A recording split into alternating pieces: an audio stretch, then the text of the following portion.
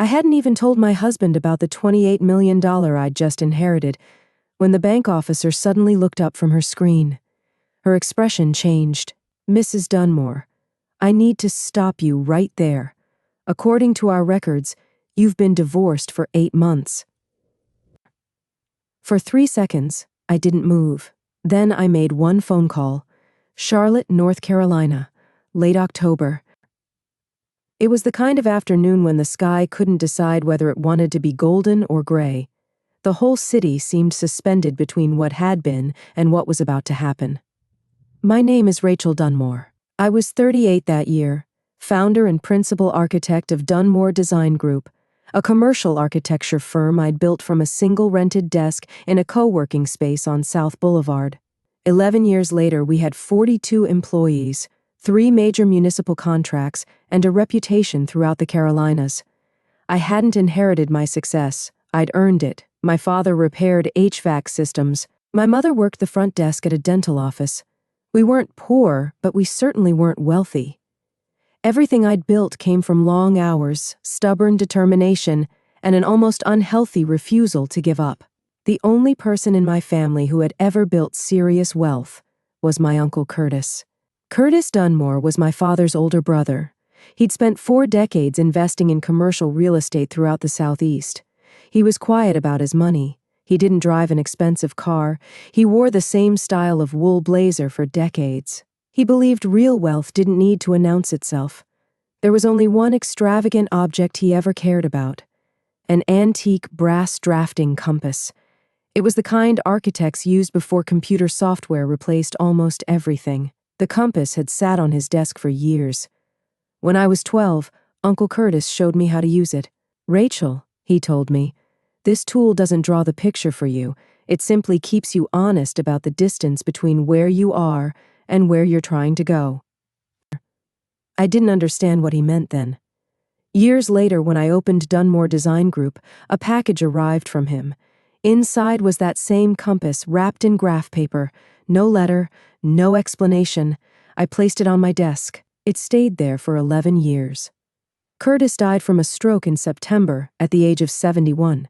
He had no children and had never married. 3 weeks later, the estate attorney called me. The inheritance was worth just over $28 million. Commercial properties, brokerage assets, and a substantial stake in a logistics company. I sat inside my car in the parking garage beneath my office for a long time after hearing the number. I loved my uncle. That mattered more than the money. Almost. I eventually scheduled an appointment at the bank holding his brokerage account so I could begin transferring the assets into my name.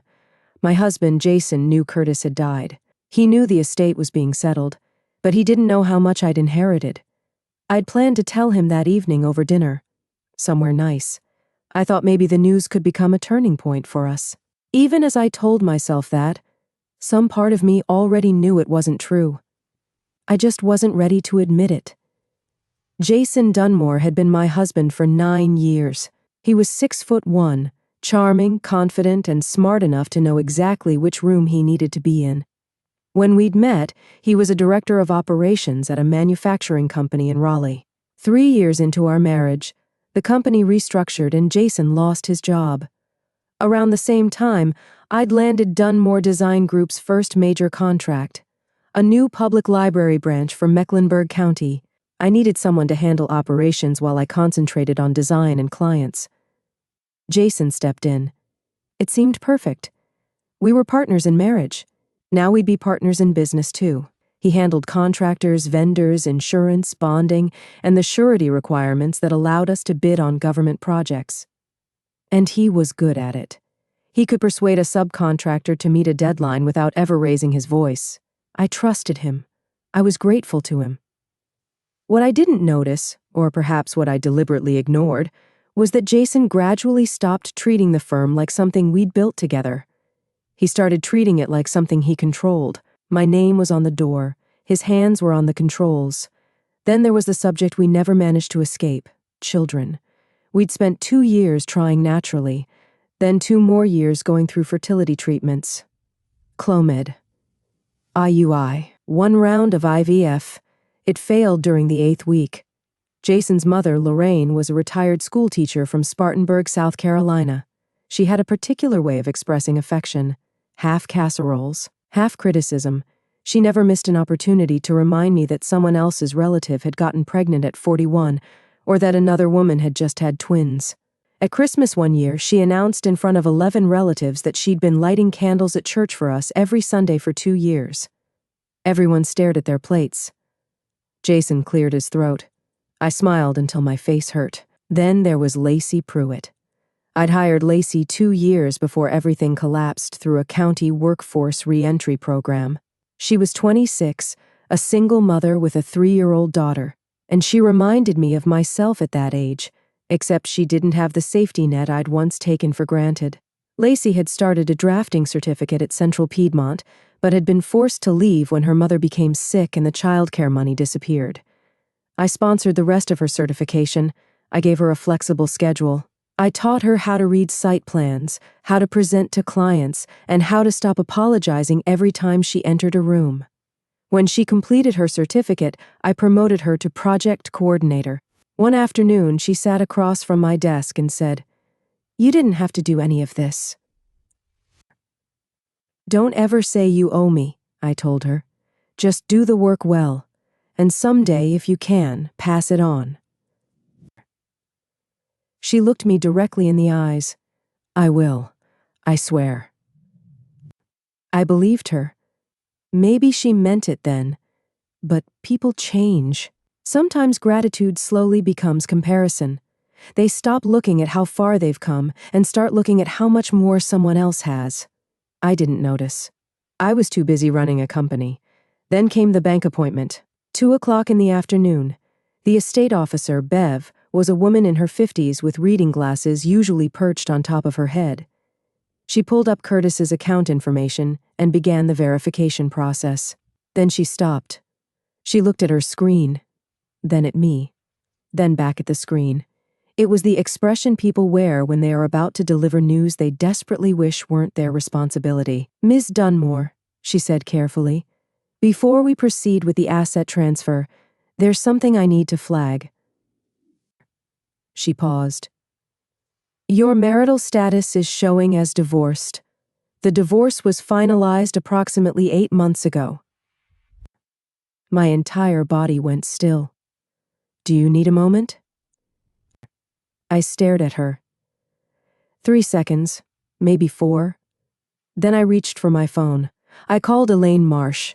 Elaine had been the attorney handling every major contract Dunmore Design Group had ever signed. 52 years old, concrete-colored blazers, a voice that could silence an entire deposition. She answered on the second ring. "Elaine." My voice sounded strangely calm. "I need you to meet me right now." She heard something in my voice. She didn't ask what happened.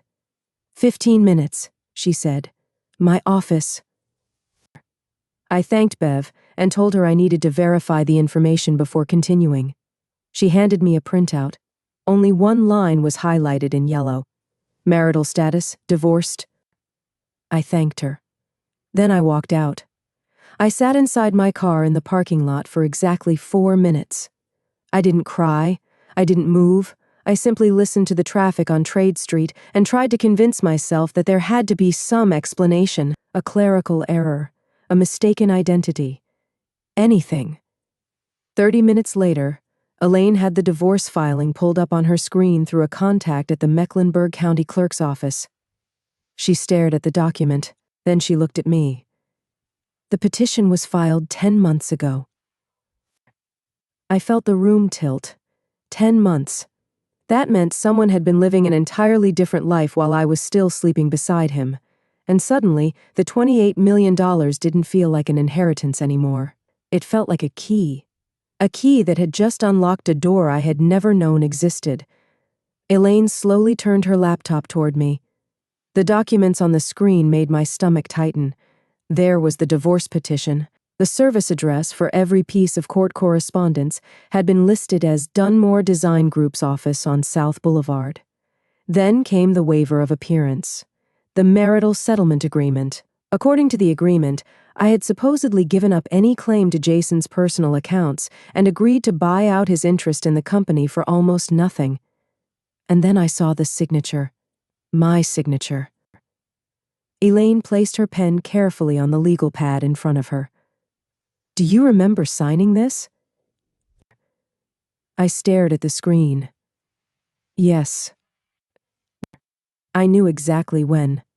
14 months earlier, I'd been rushed into emergency surgery to have my gallbladder removed. It had happened quickly.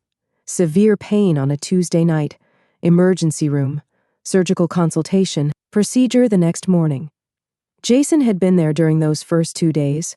He'd seemed attentive and concerned, the way people sometimes become when they're suddenly reminded how fragile life can be.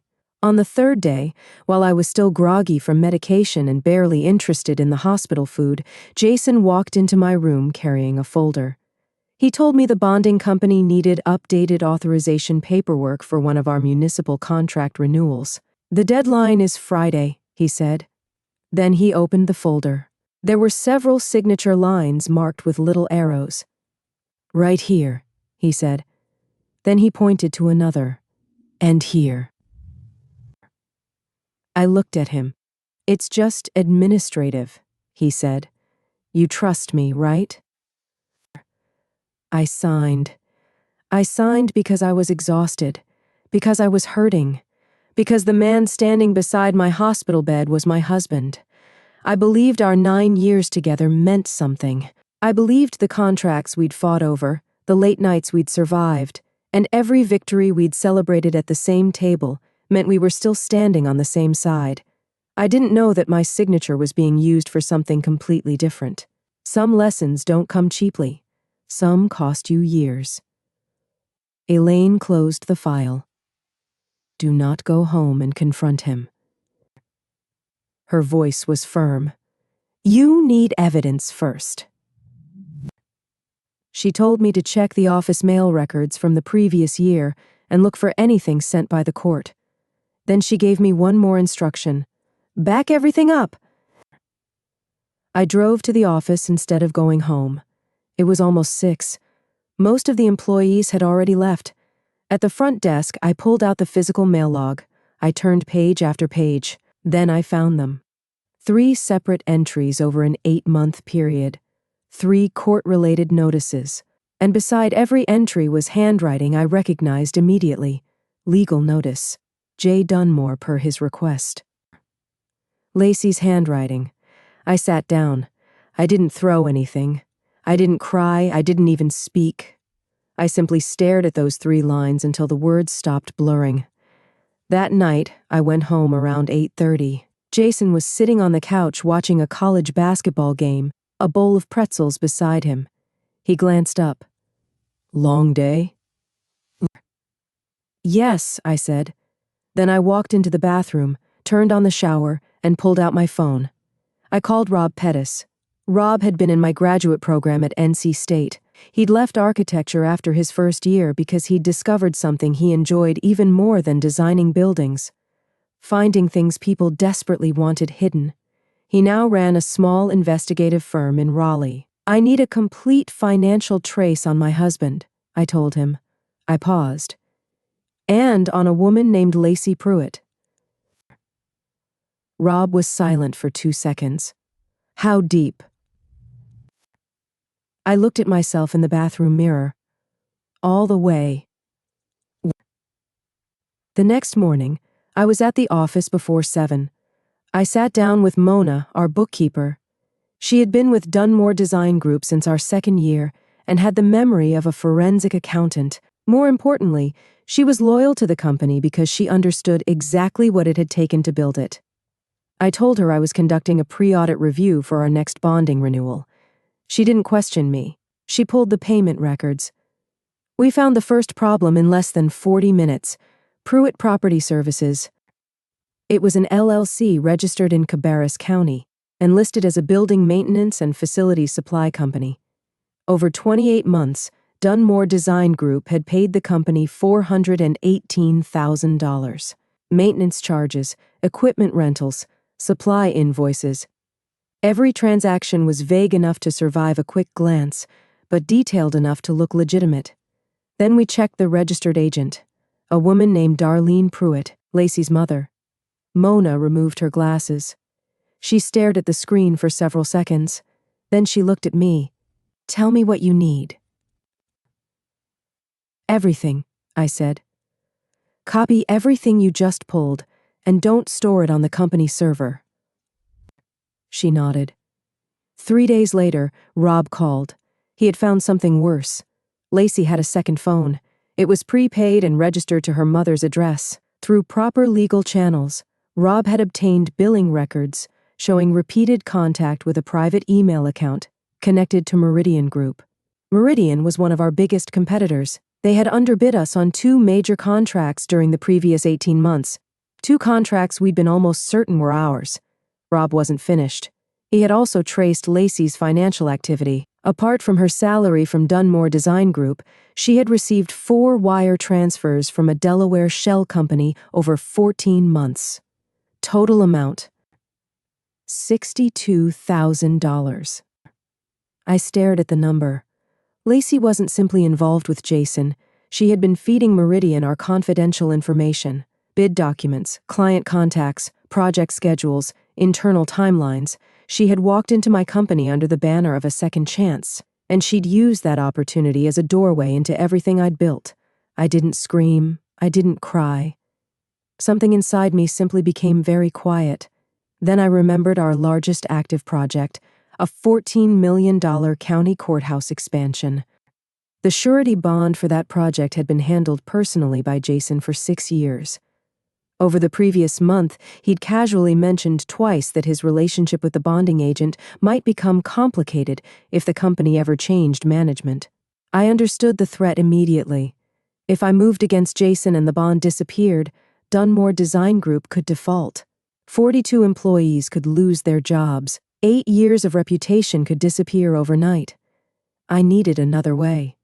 So I called Carlton Webb. Carlton was a 60-year-old attorney in uptown Charlotte who specialized in construction law and financial fraud. I'd heard his name before but had never needed his services. Elaine told me something else about him. Carlton had grown up in McCall, South Carolina. His father had been a house painter. And in 1988, a real estate investor named Curtis Dunmore had co-signed a loan that allowed Carlton to attend law school when every other door had closed. My uncle had never told me. Not once. When I entered Carlton's office and explained everything, he studied me silently for several seconds. Then he said something I never expected. "Your uncle wrote me a letter every Christmas for 20 years. I looked at him. "He never asked me for anything," Carlton continued. "He just told me he hoped I was doing honest work." He picked up his pen. "Tell me everything." Carlton moved quickly and quietly.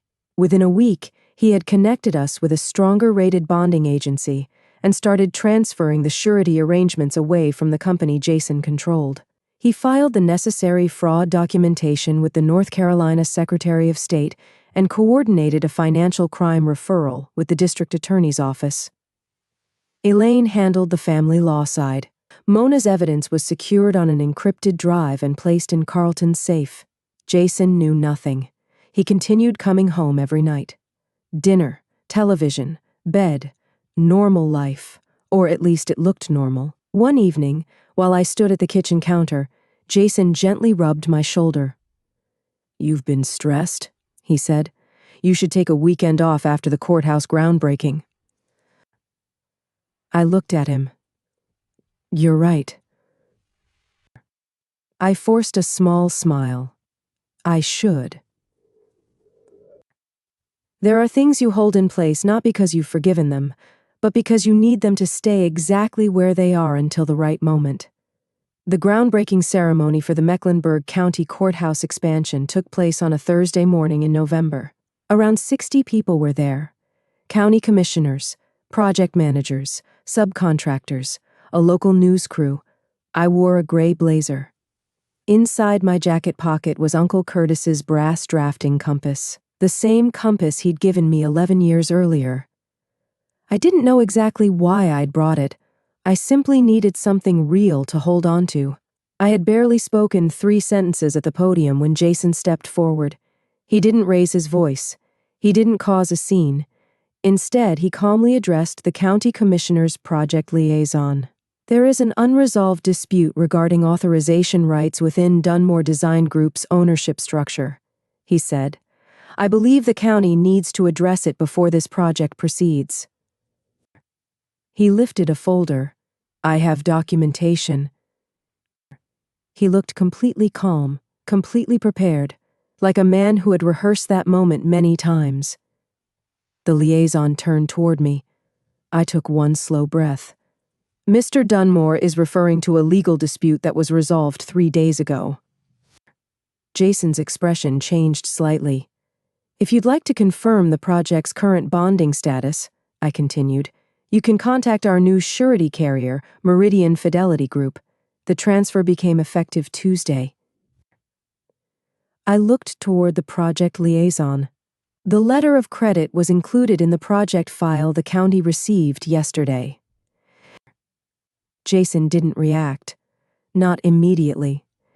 Then I added, and in the interest of full transparency, I should also inform the county that a referral has been made regarding financial irregularities in our firm's vendor payment history.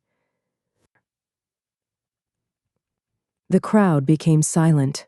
A separate matter involving unauthorized use of a power of attorney has also been referred to the appropriate authorities. At the back of the crowd, Carlton stood watching. He gave me a small nod. 2 county commissioners asked the question that mattered most. Is the project timeline still intact? I looked at them. It is. Then I smiled. We break ground today. And we did. In the months that followed, Jason faced charges related to financial fraud, misuse of corporate authority, and conspiracy involving company funds. He ultimately accepted a lesser charge and received a suspended sentence along with substantial fines. Lacey and her mother faced civil liability over the fraudulent invoices. Lacey also faced separate consequences related to the stolen bid documents. Once investigators uncovered the payment structure, Meridian Group settled a civil dispute and withdrew from 2 Charlotte area contracts connected to information they had no right to possess. As for me, I used part of Uncle Curtis's inheritance to establish a scholarship fund for students pursuing architecture and construction management at Central Piedmont Community College. I wanted to help adults rebuilding their careers after difficult circumstances. The first recipient was a 31-year-old mother of 2 who was retraining after a difficult divorce while working part-time. I met her before the award was announced. She looked overwhelmed when I shook her hand. "You don't owe me anything," I told her. She looked at me. "Just do the work honestly, and if you can, pass it on." She nodded. I believed her. Months later, on a cold February morning, I sat in my corner office. Same building, different floor, bigger windows. The Charlotte skyline stretched beyond the glass. The brass compass sat on my desk, exactly where it belonged. I picked it up and slowly turned it in my palm. Then I remembered Uncle Curtis's words. The compass couldn't draw the future for me. It could only keep me honest about the distance between where I was and where I wanted to go. For 9 years, I thought I was building something with a partner. In the end, I discovered I'd been building it alone. I simply hadn't realized it because I was too busy studying the blueprint to notice who was standing beside me. I don't carry hatred for what happened. Hatred costs too much. And I've learned to read the fine print before I sign anything. What I carry instead is something quieter. The certainty of knowing exactly what I'm capable of when someone tries to take away everything I've built. And the knowledge that my uncle, who never asked for recognition for the things he gave to others, left me something worth protecting. Some inheritances are measured in dollars. Mine wasn't. The inheritance that mattered most arrived wrapped in graph paper, without a note, from a man who understood something I had spent years learning. The most important distance in life is not the distance between where you are and where you want to go. It's the distance between who you are today and who you're willing to become when standing up for yourself finally has a price.